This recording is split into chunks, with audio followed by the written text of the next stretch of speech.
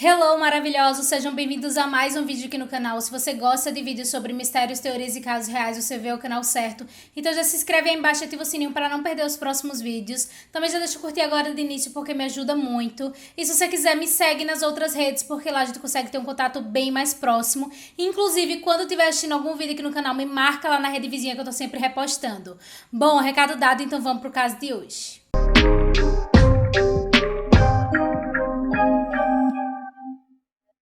Tarsila Guzmão de Mello e Maria Eduarda Dourado, ambas as meninas tinham 18 anos, elas eram de família de classe média, considerada classe média alta, e eram melhores amigas, praticamente faziam tudo juntas. Tarsila e Maria Eduarda eram acostumadas a sair juntas, inclusive para ir para festas na casa de amigos, inclusive elas realizavam viagens juntas, sempre com consentimento dos pais, elas dormiam na casa de amigos. Então essa era uma dinâmica bem comum ali entre as meninas, elas realmente tinham uma certa confiança dos pais delas para estarem sempre assim na casa de amigos, curtindo festas.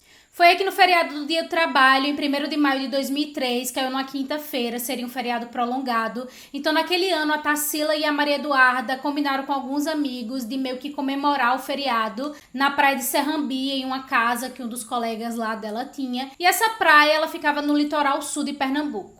Então, na sexta-feira, no dia 2 de maio, as meninas se organizaram e foram para tal casa. Quando elas chegaram lá, já estava tendo uma grande festa. Então, eram diversos jovens juntos ali naquele final de semana. E, ao que parece, elas passaram a noite ali naquela festa. E no dia seguinte, elas decidiram, então, fazer um passeio de lancha para conhecer algumas praias ali que ficavam vizinhas na região. Lembrando que esse passeio foi autorizado pelos pais da Tarsila e da Maria Eduarda, então eles sabiam que as meninas estariam na casa desse tal de Tiago, que era um amigo das meninas ali que tinha casa em Serrambi. Então foi tudo acordado entre eles, elas não foram escondidos nem nada, eles realmente sabiam que elas iriam passar o final de semana naquela casa, naquele feriado prolongado. Então no dia 3 de maio, que foi o dia seguinte, elas foram fazer o tal passeio de lancha, elas queriam aproveitar o sol, aquele final de semana estava sendo bem quente, bem de sol.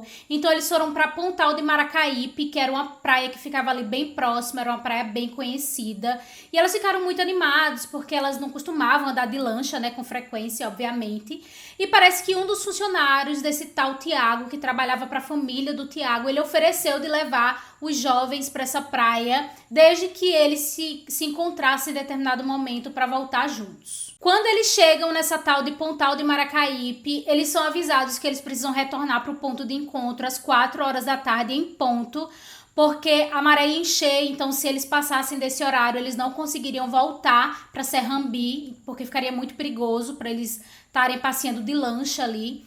Então ficou acordado que todos os jovens poderiam ali se divertir, conhecer a praia, passar um bom tempo lá, porém às 4 horas todos deveriam estar lá no ponto de encontro para que pudessem retornar. Ao chegar na praia, que estava um tanto desértica ali naquele dia, a Maria Eduarda e a Tarsila, elas saem juntas para explorar um pouco a praia, dar uma passeada.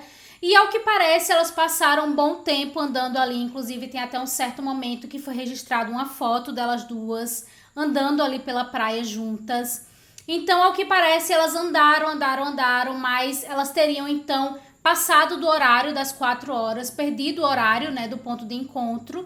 E aí, quando elas retornaram para onde a lancha tinha deixado elas, não tinha mais ninguém. Então elas perceberam, né, que o pessoal tinha ido embora e elas perceberam que elas teriam que arranjar uma outra maneira de voltar para casa. Nesse momento a Tarsila e a Maria Eduarda sabiam que não tinham muito mais o que fazer, então elas teriam que voltar sozinhas para Serrambi. E elas sabiam que era um trajeto próximo até de carro, então elas foram pro centrinho ali, era cerca de 22 minutos mais ou menos de carro, essa viagem, né, essa mini viagem. Então elas foram até o centrinho em busca de uma carona que pudesse levar elas para Porto de Galinhas, porque aí seria muito mais fácil de encontrar alguém que levasse elas para Serrambi. Cerca de 2 horas depois, de acordo com testemunhas, as adolescentes foram vistas por volta de 6h30 em uma padaria em Porto de Galinhas, fazendo uma ligação de telefone público na cidade para que alguém fosse buscá-las. Provavelmente elas não conseguiram entrar em contato com ninguém, ou mesmo conseguiram, porém a pessoa provavelmente disse que não ia conseguir buscá-las.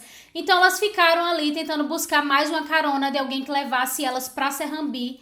E aí nesse momento elas supostamente foram vistas entrando em uma Kombi que fazia esse trajeto Porto de Galinhas, Serrambi, de forma bem frequente. Então elas supostamente foram vistas entrando nessa tal Kombi. Porém, a partir desse momento, as meninas não foram mais vistas. As horas se passaram, os pais da Tarsila e da Maria Eduarda começaram a se preocupar com a falta de notícia das filhas e decidiram então denunciar o desaparecimento delas para a polícia. A polícia então começou o processo de investigação tentando entender por onde as meninas teriam passado naquele dia 3 de maio. E inicialmente o desaparecimento das meninas foi tratado como um possível sequestro, já que elas eram meninas muito bem afeiçoadas, elas pareciam ser bem de vida, na verdade elas eram bem de vida. Elas tinham boas vestimentas, então a polícia inicialmente acreditou que alguém teria reconhecido elas como sendo turistas e provavelmente teria sequestrado as meninas, em troca de dinheiro, de um possível resgate. Porém, nenhum resgate entrou em contato, eles perceberam que na verdade não era um sequestro. A polícia começou a ser bastante pressionada para que as meninas fossem encontradas, até pelas próprias famílias que tinham muito dinheiro, então você pensa que a pressão é ainda maior. A notícia do desaparecimento delas rapidamente ficou na mídia, então todo mundo estava querendo saber onde estavam as meninas e a polícia ficou muito pressionada diante dessa situação para tentar encontrá-las ou tentar encontrar quem tinha levado a Tarsila e a Maria Eduarda. Com isso, uma força-tarefa de pessoas da comunidade se juntou com a polícia para realizar as buscas das meninas nas regiões próximas ali de Serrambi. E no dia 13 de maio de 2003, 10 dias depois do suposto desaparecimento, o pai da Tarsila, que estava ativamente atuando ali nas buscas, sai com alguns conhecidos de moto, seguindo trilhas de canaviais ali da região, em busca das meninas, e depois de algum tempo de busca, ele acaba encontrando o corpo da Tarsila e da Maria Eduarda. Só ele ia para um lado, eu ia para o outro. Eu fui numa certa bifurcação, eu fui para baixo e ele subiu. Chegando lá, encontrei praticamente dois esqueletos, um a 2, 3 metros de distância do outro. Não reconheci. Aí ele disse, presta atenção, eu levantei um pano que estava do lado assim sujo, e os dois estavam com um short, bermuda, não sei o que era, arriado até o joelho. E aí eu levantei o pano, foi quando a ficha começou a cair. Eu vi um negócio alaranjado, eu me lembrei da fotografia da praia, que ela de vestido alaranjado. Eu fui para debaixo do corpo, do esqueleto, estava o braço, e puxei e localizei a pulseira daquela bracialeto que eu dei a ela, tinha dado a ela. E aí eu tomei mais coragem e virei a cabeça e vi o aparelho de dente, aí a ficha caiu. Os corpos das adolescentes foram encontrados em avançado estado de decomposição em um canavial que ficava em Camela, no distrito de Pojuca, que era ali bem próximo à região de Serrambi. Muito provavelmente o corpo foi decomposto das meninas muito rápido devido ao clima quente, por estar numa área de mata, de canavial fechada, então isso favoreceu, é claro, para que o corpo delas não se preservasse. E a cena deve ter sido terrível, né, para o pai encontrar uma das filhas ali daquela maneira. De acordo com a autópsia, as meninas teriam sido executadas com tiros e apresentavam também sinais de violência sexual. A partir dali, a polícia começou a fazer investigações na área onde as meninas foram vistas pela última vez, e no dia 18 de maio de 2003, a Polícia Civil prendeu temporariamente os irmãos Marcelo e Valfrido Lira, que eram os combeiros que supostamente teriam dado carona para as vítimas. Os dois motoristas de Kombi não confessaram o crime e nenhuma arma foi encontrada com eles. Apesar disso, os dois ficaram 60 dias presos. Na Kombi foram encontrados 12 fios de cabelo que a perícia considerou semelhantes aos das adolescentes. A polícia afirma que encontrou papéis de embrulhar bombons e pedaços de uma corda de nylon dentro do veículo e no local do crime. Também foi encontrado um barbeador na Kombi e outro semelhante perto do lugar onde os corpos foram achados. Está tudo preso por um fio de cabelo. Esse fio de cabelo terminou não sendo objeto concreto de um resultado das investigações científicas. É muito pouco, papel de bombom, lâmina de barbear, não é arma, não foi arma do... Eles foram inicialmente apontados como principais suspeitos do crime, principalmente por aquela pessoa que teria supostamente visto as meninas entrando ali na Kombi. Então, eles teoricamente seriam as últimas pessoas que estiveram com as meninas enquanto elas ainda estavam vivas. A suspeita sobre os irmãos se fortaleceu quando as testemunhas que viram as meninas entrando na Kombi informaram que essa Kombi tinha algumas pinturas de verde no para-choque que batia com a descrição da Kombi que pertencia aos irmãos. Além disso, o cano de escape supostamente estava aberto, então fazia muito barulho quando a Kombi passava, o que fazia com que chamasse a atenção das pessoas que estavam ali ao redor. Enquanto a polícia apontava para os irmãos Combeiros, o Marcelo e o Valfrido Lira, como sendo responsáveis pelo duplo assassinato ocorrido em 3 de maio de 2003, informações repassadas no Disque Denúncia e boatos publicados na internet levaram a sociedade a se dividir sobre o caso e muitas vezes até desacreditar no trabalho da investigação. Inclusive o Disque Denúncia, que era um telefone que foi disponibilizado pela polícia para quem tivesse pistas sobre o caso, ele tocava diversas vezes com diversas pistas. Tinha momentos que eram 3, 4 ligações de pessoas dizendo que tinham visto as meninas em tal lugar e outra pessoa ligava que naquele mesmo horário tinha visto as meninas em outro local. Então era assim, eram muitas pistas, muitas vezes infundadas, de pessoas que queriam até tentar ajudar o caso e muitas vezes só estavam querendo realmente atrapalhar ali na investigação. Então isso fez com que a população, principalmente ali de Serrambi, da região próxima, não estivesse acreditando muito ali na investigação da polícia, porque eles não acreditavam ali que os combeiros, que eram pessoas bem conhecidas ali na região, seriam capazes de fazer aquele crime. Em depoimentos, os irmãos Lira disseram que eles não tiveram nenhum contato com as adolescentes Maria Eduarda Dourado e Tarsila Guzmão, e eles negaram o tempo todo que teriam dado carona para as vítimas em uma Kombi, como tinha sido relatado com algumas testemunhas. Inclusive, os irmãos diversas vezes disseram que, na verdade, eles estavam sendo vítimas ali da polícia, porque eles queriam que alguém fosse culpado pelo desaparecimento das meninas, e eles não sabiam a quem culpar, então os alvos mais fáceis seriam, de fato, os combeiros que estariam ali trabalhando. Então, a todo momento, eles falam que aquilo tudo era uma armação, que eles não tinham feito nada com as meninas e que a polícia realmente só estava querendo encontrar o culpado e tinha encontrado eles dois como sendo os alvos mais fáceis. E aí teve um que falou pra mim assim, disse assim, vamos matar ele do jeito que ele matou as meninas.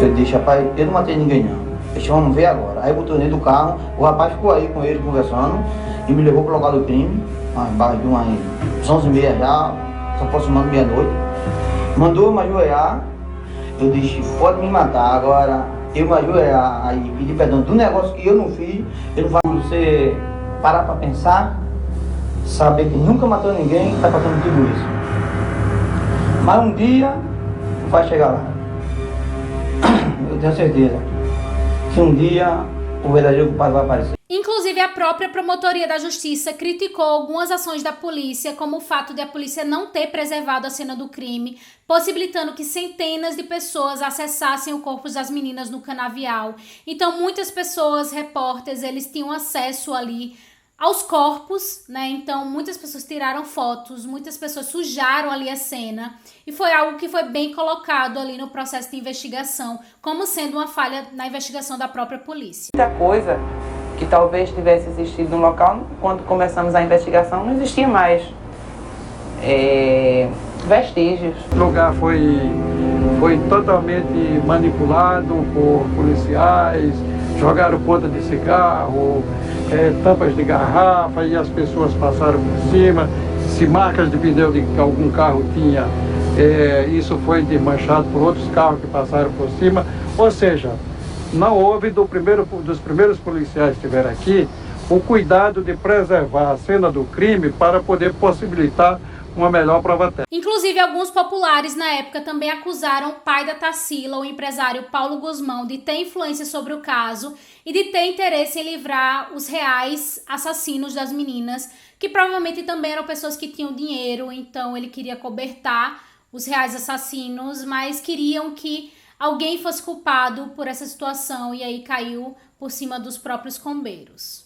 Então, os irmãos Lira, eles foram presos em 2008 após a investigação da Polícia Federal, que apontou indícios de que eles teriam estuprado, estrangulado e esfaqueado as duas jovens. Entre as provas apresentadas pela acusação estavam gravações telefônicas, depoimentos de testemunhas, exames de DNA e vestígios encontrados na cena do crime, como, por exemplo, um óculos escuro que pertencia a Marcelo Lira. No entanto, a defesa dos irmãos Lira contestou a validade das provas, alegando que elas eram insuficientes, contraditórias e inverídicas. A defesa também questionou a credibilidade das testemunhas que teriam mudado seus depoimentos ao longo do processo de investigação, e uma das principais testemunhas, um outro combeiro chamado José Carlos dos Santos, ele teria visto as vítimas entrando na Kombi dos irmãos Lira. Ele voltou atrás no seu relato e disse que foi pressionado pela polícia para mentir. Então, em 29 de abril de 2010, os irmãos Lira, eles são colocados para júri popular e são absolvidos pela maioria dos votos.